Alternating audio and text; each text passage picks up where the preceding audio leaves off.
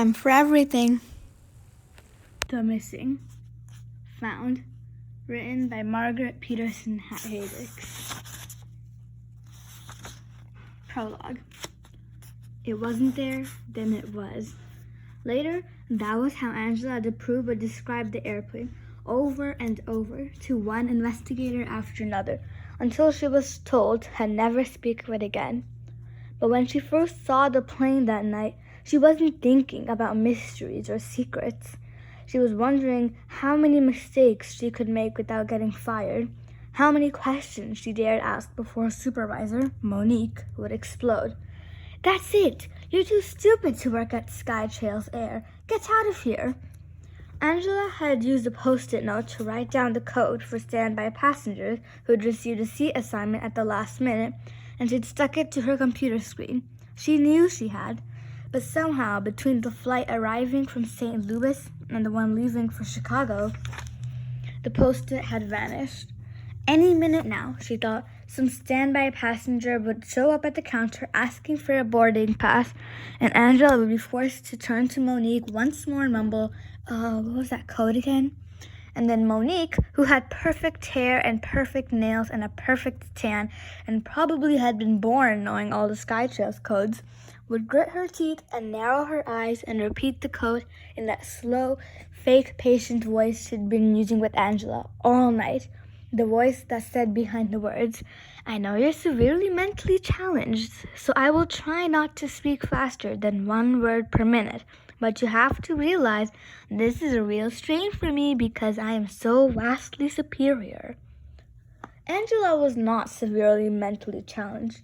She'd done fine in school and at Sky Trails orientation. It was just this was her first actual day on the job, and Monique had been nasty from the very start. Every one of Monique's frowns and glares and insinuations kept making Angela feel more panicky and stupid. Sighing, Angela glanced up. She needed a break from staring at the computer screen, longing for a lost post-it. She peered at the passengers crowding the terminal, tired-looking families sprawled in seats, dark-suited businessmen sprinting down the aisle. Which one of them would be the standby flyer who'd rush up to the counter and ruin Angela's life? Generally speaking, Angela had always liked people. She wasn't used to seeing them as threats. She forced her gaze beyond the clumps of passengers to the huge plate glass window on the other side of the aisle. It was getting dark out, and Angela could see the runway lights twinkling in the distance. Runway, she thought vaguely, and then, had she blinked? Suddenly the lights were gone. No, she corrected herself. Blocked. Suddenly there was an airplane between Angela and the runway lights, an airplane rolling rapidly towards the terminal. Angela gasped. "What now?" Monique snarled, her voice thick with exasperation. That plane," Angela said, "at gate 2B. I thought it—" What was she supposed to say? "Wasn't there? Appeared out of thin air?" "I thought it was going too fast and might run into the building," she finished in a rush, because suddenly that had seemed true, too. She watched as the plane pulled to a stop, neatly aligned with the jetway. But it didn't. No worries. Monique whirled on Angela. "Never," she began, in a hushed voice full of suppressed rage. "Never, ever, ever say anything like that. Weren't you paying attention in orientation? Never say you think a plane is going to crash. Never say a plane could crash. Never even use the word crash. Do you understand?" "Okay," Angela whispered. "Sorry." But some small rebellious part of her brain was thinking, "I didn't use the word crash. Weren't you paying attention to me? I said, and if a plane was really going to run into the building, wouldn't Sky Trails want its employees to warn people to get them out of the way?" Just as rebelliously, Angela kept watching the plane parked at 2B instead of bending her head back down to concentrate on her computer. Monique," she said after a few moments, "should one of us go over there and help the passengers unload, the plane?" She was proud of herself for remembering to use the official airline-sanctioned word for unloading. Beside her, Monique rolled her eyes. "The gate agents are responsible for 2B, she said in a tight voice. "We'll handle deplaning there." Angela glanced at the 2B counter, which was silent and dark and completely unattended. There wasn't even a message scrolling across the LCD sign behind the counter to indicate that the plane had arrived or where it had come from. "Nobody's there," Angela said stubbornly. Frowning, Monique finally glanced up. "Great, just great," she muttered. "I always have to fix everyone else's mistakes." She began stabbing her perfectly manicured nails at her computer's keyboard. Then she stopped, mid-stab. "Wait, that can't be right." "What is it?" Angela asked. Monique was shaking her head. "Must be pilot error," she said, grimacing in disgust. "Some yahoo pulled up the wrong gate. There's not supposed to be anyone at that gate until the Cleveland fight at 9:30. Angela considered telling Monique that if Skytrails had banned the word crash from their employees' vocabulary, that maybe passengers should be protected from hearing pilot error as well. But Monique was already grabbing the telephone, barking out orders. "Yeah, Bob, major screw up," she was saying. "You've got to get someone over here." "No, I don't know which gate it was supposed to go to. How would I know? Do you think I'm clairvoyant?" "No, I can't see the numbers on the plane." "Don't you know it's dark out?"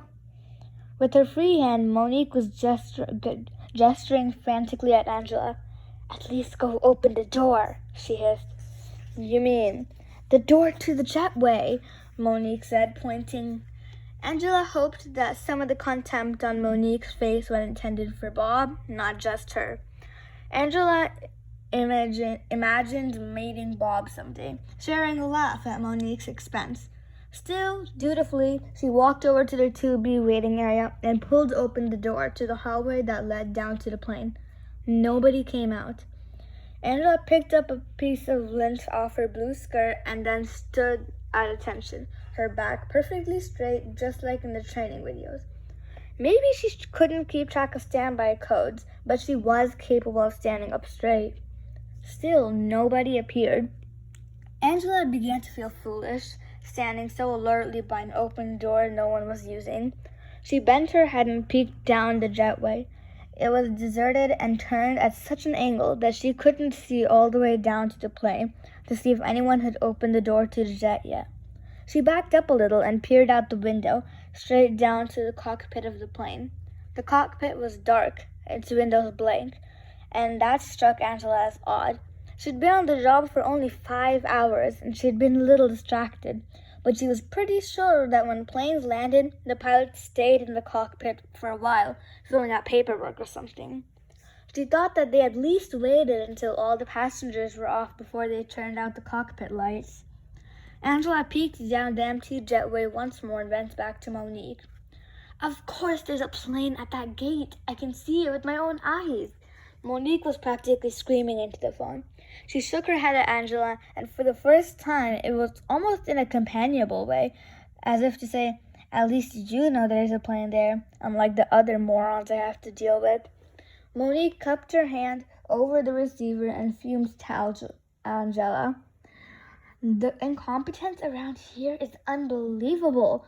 The control tower says that the plane never landed, never showed up on the radar. The Skytrail dispatcher says we're not missing a plane. Everything that was supposed to land in the past hour pulled up to the right gate, and all the other planes due to arrive within the next hour or so are accounted for. How could so many people just lose a plane?" Or how could we find it? Angela thought. The whole situation was beginning to seem strange to her, otherworldly. But maybe that was just a function of being the new to the job, having spent so much time concentrating on the computer and being yelled at by Monique. Maybe airports lost and found planes all the time, and that was just one of those things nobody had mentioned in the Skytrails orientation. "Did anybody try to contact the pilot?"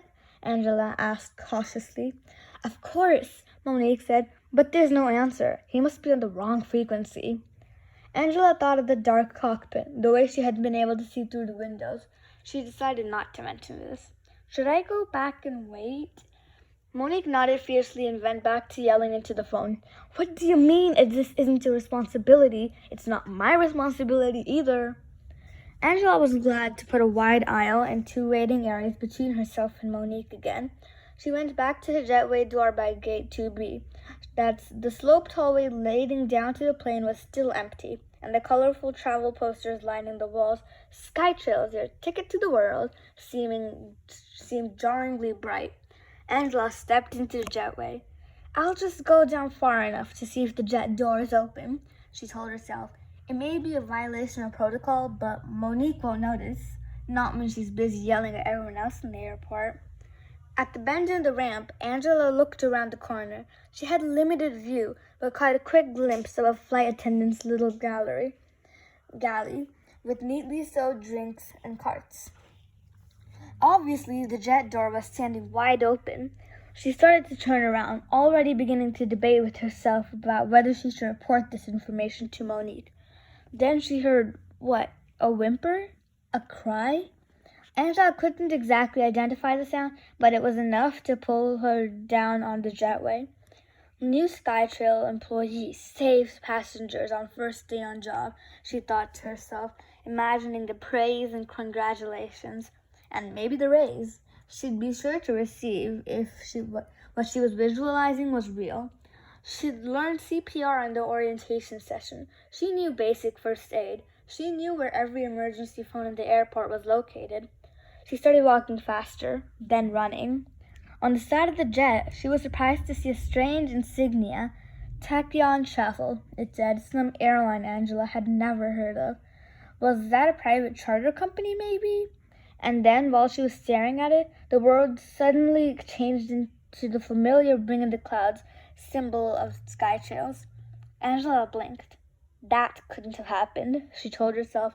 It was just an optical illusion, just because I was running, just because I'm worried about whoever made that cry or whimper. Angela stepped onto the plane. She turned her head, first to the left, looking into the cockpit. Its door also stood open, but the small space was empty, the instruments dark. Hello? Angela called, looking to the right now, expecting to see some flight attendant with perfectly applied makeup, or maybe some flight attendant and a pilot bent over a prone passenger. Maybe an old man suddenly struck down by a heart attack or stroke. Or at the very least, passengers crowding the aisle, clutching laptops and stuffed animals brought from faraway grandparents' homes, overtired toddlers crying, fragile old women calling to taller men, could you pull my luggage down from the overhead for me? Is that red suitcase over there? But the aisle of this airplane was as empty, as silent as its cockpit. Angela could see all the way to the back of the plane, and not a single person had stood in her view. Not a single voice answered her. Only then did Angela drop her gaze to the passenger seats. They stretched back 12 rows, each with 2 seats per row on the left side of the aisle, and 1 on each the right. She stepped forward, peering at all of them. 36 seats on this plane, and every single one of them was full. Each seat contained a baby. Come back for Chapter 1.